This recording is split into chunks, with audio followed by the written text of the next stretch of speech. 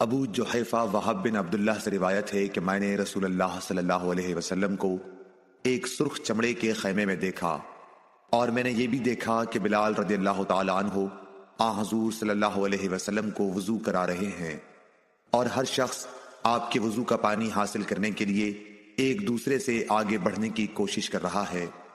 اگر کسی کو تھوڑا سا بھی پانی مل جاتا تو وہ اسے اپنے اوپر مل لیتا، اور اگر کوئی پانی نہ پا سکتا تو اپنے ساتھی کے ہاتھ کی تری ہی حاصل کرنے کی کوشش کرتا۔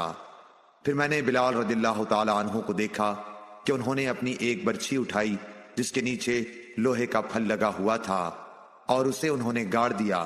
نبی کریم صلی اللہ علیہ وسلم ڈیرے میں سے ایک سرخ پوشاک پہنے ہوئے تہبند اٹھائے ہوئے باہر تشریف لائے اور برچھی کی طرف منہ کر کے لوگوں کو 2 رکعت نماز پڑھائی۔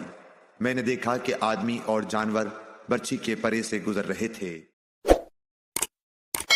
Like, share and subscribe for more videos.